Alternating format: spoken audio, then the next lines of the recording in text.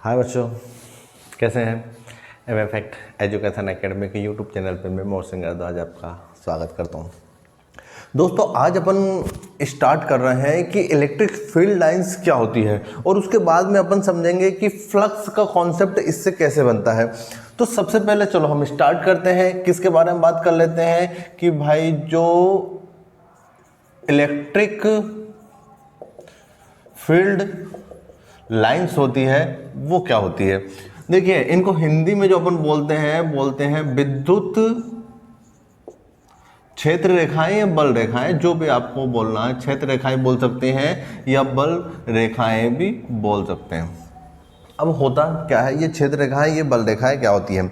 अभी तक हमने पढ़ा है कि यदि हम क्या करें, यहाँ पर कोई भी यदि चार्ज रख दें तो ये क्या करता है, कुछ दूरी तक एक एरिया बना लेता है। क्या बना लेता है, एक क्षेत्र बना लेता है। जहाँ पर यदि अदर कोई चार्ज आता है, अन्य कोई चार्ज आता है, तो ये क्या करता है, उस पर फोर्स अप्लाइड करता है। अब हम क्या कर लेते हैं कि ये जो हमारे पास में इलेक्ट्रिक फील्ड है, ये जो है हमारे पास में विद्युत क्षेत्र है, इसमें हम क्या करें, यदि यूनिट पॉजिटिव चार्ज को रख दें। किसको रख दें, यूनिट पॉजिटिव चार्ज को रख दें। हिंदी में हम बोल सकते हैं कि इकाई धन आवेश को रख दें। अब देखिए, यहाँ पर इकाई धन आवेश को हमने रखा है, तो इकाई धन आवेश को रखेंगे और यदि ये क्या करे, चले, यदि ये मूव करे, तो ये जिस रास्ते पर चलेगा, जैसे ये इस रास्ते पर चल रहा है, तो ये जो उसका रास्ता रहेगा, जिसको अपन क्या बोल सकते हैं, रास्ता, या बोल सकते हैं कि ये जो पाथ रहेगा वही क्या कहलाती है, उसी को हम क्या बोलते हैं, इलेक्ट्रिक फील्ड लाइन बोलते हैं। कि भैया कोई भी जो है यूनिट पॉजिटिव चार्ज जो है जिस पाथ पे क्या कर सकता है, मूव हो सकता है, वो जो कहलाता है, वो क्या कहलाता है, इलेक्ट्रिक फील्ड लाइन या विद्युत क्षेत्र रेखाएं कहलाती हैं। कि भाई कोई भी इकाई धनावेश जो रहेगा किसी भी विद्युत क्षेत्र में जिस रास्ते पर चलेगा, उस रास्ते को ही हम क्या बोलते हैं, इलेक्ट्रिक फील्ड लाइंस या विद्युत क्षेत्र रेखाएं बोलते हैं। अब ये तो आपको कॉन्सेप्ट समझ में आ गया कि ये क्या करता है। याद रखना कि इलेक्ट्रिक फील्ड लाइंस जो होती हैं वो पॉजिटिव से क्या होती है, स्टार्ट होती है। पॉजिटिव से क्या होती है, स्टार्ट होती है, और नेगेटिव जो होता है, ठीक है, उस पर क्या हो जाती है, एंड हो जाती है। मतलब हमने मान लिया कि ये पॉजिटिव एंड है और ये नेगेटिव एंड है, तो ये यहाँ से स्टार्ट होंगी और यहाँ पर क्या हो जाएगी, फिनिश हो जाएगी।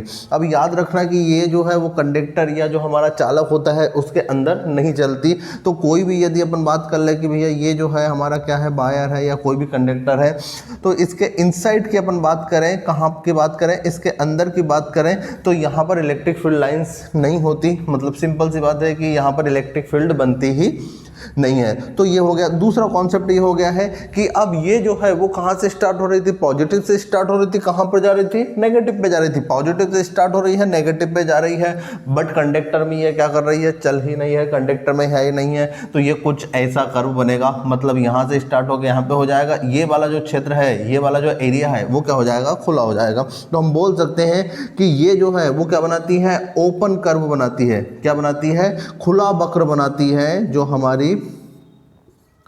यदि अपन बात करें कि कैसे बनाती हैं, तो ये खुला वक्र बनाती है। क्यों खुला बनाती है, क्योंकि ये यहाँ से यहाँ तक ही चलती हैं। इसके बाद में अपन जब आगे पढ़ेंगे कि सर कोई भी चीज़ें जो रहेंगी वो यदि क्लोज कर्व बनाएगी, क्या बंद वक्र बनाएगी, तो हाँ बनाएगी। मैग्नेटिक फील्ड लाइन जो होती हैं वो क्या करती हैं, मैग्नेट के अंदर भी चलती हैं। तो वो इस साइड एन से एस पे जाएगी और फिर इनसाइड जो है वो कहाँ पर आएगी, उसके अपोजिट आएगी। तो वो पूरा का पूरा जो है उसको क्या कर देती है, पैक कर देती है।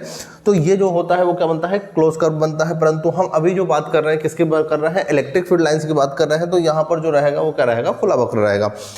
आई होप ये चीज़ें आपको समझ में आ गई होगी। इसके बाद में तीसरी चीज़ यदि अपन बात करें कि भाई तीसरी चीज़ क्या रहेगी, तो यदि हम यहाँ पर कोई भी टेंजेंट खींचें, क्या खींचें, यदि यहाँ पर कोई भी टेंजेंट खींचे, टेंजेंट का मतलब होता है स्पर्श रेखा, यदि हम खींचें तो ये स्पर्श रेखा जो रहेगी वो क्या बताएगी, विद्युत बल, ठीक है, विद्युत जो हमारा क्षेत्र रहेगा उसकी इलेक्ट्रिक फील्ड जो रहेगी उसकी क्या बताएगी, डायरेक्शन ऑफ इलेक्ट्रिक फील्ड बताएगी, विद्युत क्षेत्र की जो है वो क्या बताएगी, दिशा बताएगी कि विद्युत क्षेत्र की डायरेक्शन क्या है। ये जो तीन प्रॉपर्टी अपन ने देख ली कि ये तीन हो गई है, कौन कौन सी हो गई, ये पॉजिटिव से स्टार्ट होती है, नेगेटिव पे क्या हो जाती है, खत्म हो जाती है, ये ओपन कर्व बनाती है, खुला हुआ वक्र बनाती है। दूसरा ये है कि यदि हम इस पे क्या करें, कोई भी यदि टेंजेंट खींचे, कोई भी क्या करें स्पर्श रेखा खींचे, तो ये क्या बता देती है, जो भी हमारा इलेक्ट्रिक फील्ड है उसका क्या बता देती है, रास्ता बता देती है। ये मेनली है। इसके अलावा भी जो रहेंगे तो वो लास्ट में जब अपना वीडियो ख़त्म होगा तो उसके लास्ट में इसकी जो रहेगी एक पीडीएफ चिपका दी जाएगी, जिसमें आपको पूरा इसका डेफिनेशंस रहेंगी और जो इसकी पूरी प्रॉपर्टीज़ रहेंगी वो बता दी जाएगी। अब इसके बाद में हम कॉन्सेप्ट की बात कर, कॉन्सेप्ट अब ठीक है फ्लक्स की बात कर लेते हैं कि इलेक्ट्रिक फ्लक्स क्या होता है। तो देखिए अभी आपने इलेक्ट्रिक फील्ड लाइन खींची, हमने ये मान लिया कि ये जो है वो हमारा क्या है, सरफेस है। ये हमने मान लिया कि ये हमारा क्या है, एक सरफेस है। अब देखिए इस सरफेस से यदि कोई भी चार्ज रखेंगे तो ये जो है वो क्या निकल रही हैं, फील्ड लाइन्स निकल रही हैं। अब यदि अपन बात करें तो कुछ फील्ड लाइन्स जो है वो आड़ी टेढ़ी निकलती है, जिगजॉग निकलती है, कुछ जो होती हैं वो कैसे निकलती है, स्ट्रेट निकलती हैं, सीधी निकलती हैं। तो यहाँ पर यदि अपन बात करें तो हमारा कोई भी सरफेस रहे, क्या रहे, कोई भी सरफेस रहे, इस सरफेस से जितनी भी परपेंडिकुलर निकलेंगी, कैसे निकलेंगी, परपेंडिकुलर, ठीक है, फील्ड लाइंस यदि निकले, क्या निकले, परपेंडिकुलर, और उनका यदि अपन क्या कर रहे हैं, नंबर काउंट कर लें, तो हम बोल सकते हैं कि number of perpendicular field lines. यदि अपन बात करते हैं कि हमारी जो भी परपेंडिकुलर जो लाइंस रहेंगी उनकी हम क्या कर लें, काउंटिंग कर लें, और उसका यदि क्या कर लें, पता कर लें कि ये कितने नंबर्स हैं, तो ये जो कहलाता है वो क्या कहलाता है, इलेक्ट्रिक फ्लक्स कहलाता है। सिंपल सी वर्डों में यदि अपन बोले तो भाई हमारा कोई भी जो रहेगा क्या रहेगा, ये हमारा जो हो गया वो क्या हो गया, सरफेस हो गया। ठीक है, इस सरफेस से क्या निकल रही है, ये जो लाइन निकल रही है ये कैसे निकल रही है, परपेंडिकुलर है। कौन सी लाइन है, तो इलेक्ट्रिक फील्ड लाइंस है। इसको हम क्या कर लेते हैं, काउंटिंग कर लेते हैं, जैसे 1 2 3 4 5 6। तो यहाँ पर जो फ्लक्स रहेगा वो कितना हो जाएगा, 6 हो जाएगा। फ्लक्स कितना हो जाएगा इसका, 6 हो जाएगा। तो हम बोल सकते हैं कि भैया number of perpendicular line through the surface are called flux. हम बोल सकते हैं कि ये जो भैया लंबवत रेखाएं निकल रही हैं उनका जो नंबर होता है, उनकी जो संख्या होती है, उनकी कुल संख्याओं को अपन क्या बोल सकते हैं, तो हम बोल सकते हैं कि ये जो है वो क्या है, इलेक्ट्रिक फ्लक्स है।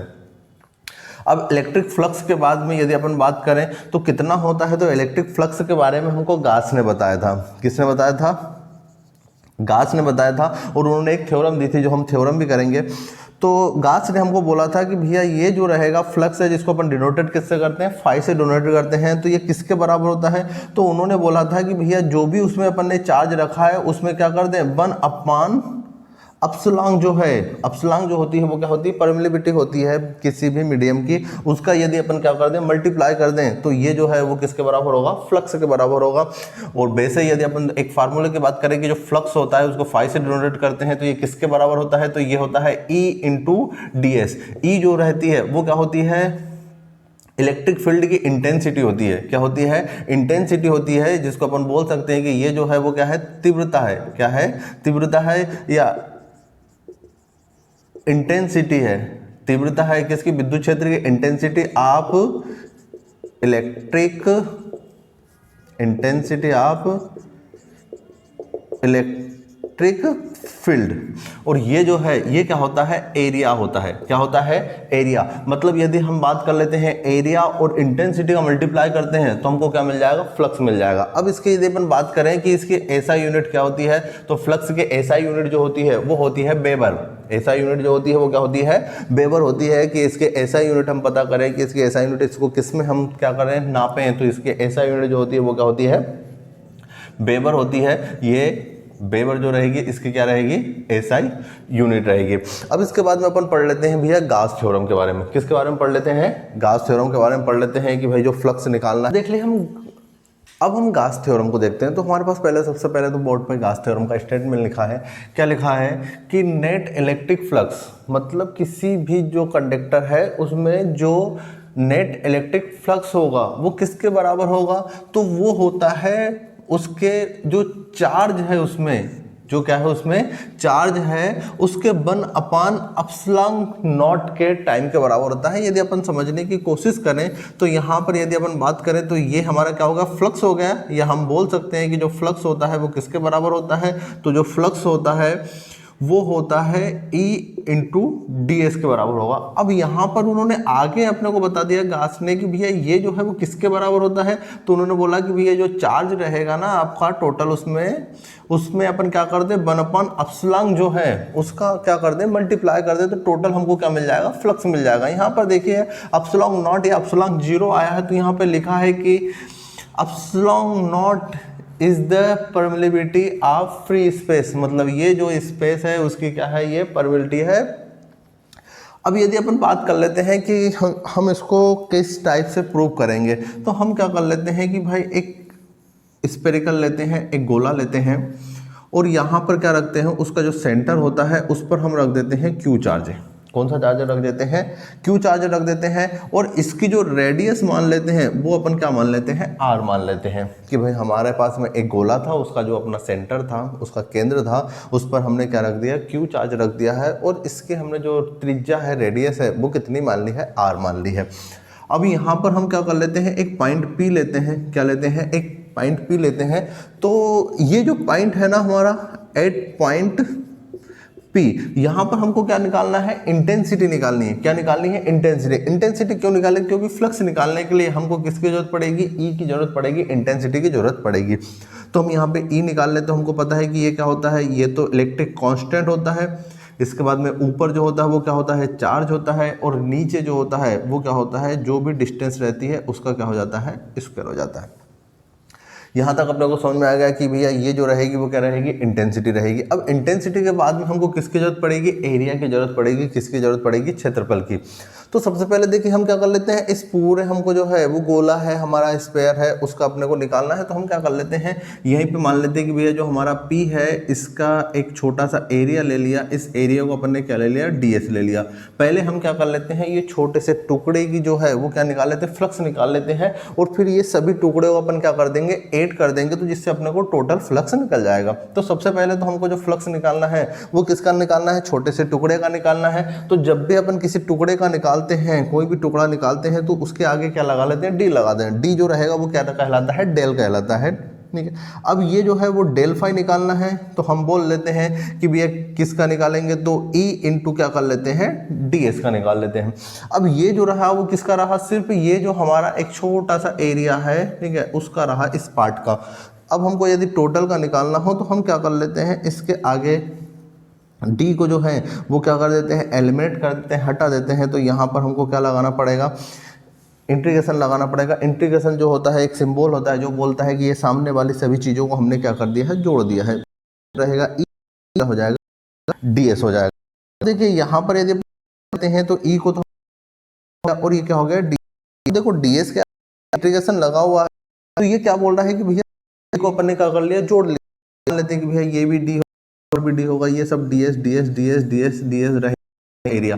तो टोटल यदि अपन सभी ds को जोड़ दें तो क्या आ जाएगा, टोटल सरफेस आ जाएगा, संपूर्ण क्षेत्रफल का गोले का स्क्वायर। तो हम क्या करते हैं, हमको पता रहता है कि जो ds होता है वो तो किसके बराबर होता है, 4 पाई r स्क्वायर के बराबर होता है। किसके बराबर होता है, 4 पाई r स्क्वायर के बराबर होता है। ये कहाँ से पढ़ा था, तो कि ये जो है वो फार्मूला होता है 10th क्लास का, जहाँ पर अपने को पता है कि भैया गोले का संपूर्ण क्षेत्रफल निकालना हो, यदि टोटल सरफेस आप स्क्वायर निकालना हो, तो ये जो होता है वो 4 पाई r स्क्वायर होता है। अब यहाँ पर ये फाई चल रहा था, अब ई जो है उसके अपन वैल्यू ऊपर से रख लेंगे, तो कितनी आएगी, 1/4 पाई एप्सिलॉन 0, और क्यू अपन क्या आ जाएगा, आर स्क्वायर आ जाएगा। इसके बाद में ये इंटीग्रेशन ds का जो वैल्यू रहेगी वो कितनी आ जाएगी, 4 पाई आर स्क्वायर आ जाएगी। अब देखिए 4 पाई से 4 पाई कैंसिल हो गया, और आर स्क्वायर से क्या हो गया, आर स्क्वायर कैंसिल हो गया। तो ये जो हमारा रहा फाई वो किसके बराबर है, देखिए यहाँ पर जो है क्या है, क्यू है, और यहाँ पर क्या बचा है, 1/ε बचा है। तो ये जो है वो गास थ्योरम को हमने क्या कर दिया, प्रूव कर दिया कि भैया जो हमारा चार्ज होता है, क्या होता है, हमारा चार्ज होता है, उसमें हम मल्टीप्लाई कर देते हैं, किसका मल्टीप्लाई कर देते हैं, तो हम मल्टीप्लाई कर देते हैं 1/ε का। तो जहाँ पर एप्सिलॉन जो है वो क्या है, परमिलिविटी जो रहेगी वो रहेगी, तो उसका हमने क्या कर दिया, मल्टीप्लाई कर दिया। तो यहाँ पर जो रहेगा हमको क्या मिल जाएगा, फ्लक्स मिल जाएगा कि भैया जो फ्लक्स होता है वो किसके बराबर होता है, तो चार्ज में हम क्या कर देते हैं 1/, एप्सिलॉन का मल्टीप्लाई कर देते हैं। ये जो है इसी को अपन क्या बोलते हैं, गाउस थ्योरम बोलते हैं। और ये हमने गाउस थ्योरम को क्या कर दिया, प्रूव कर दिया।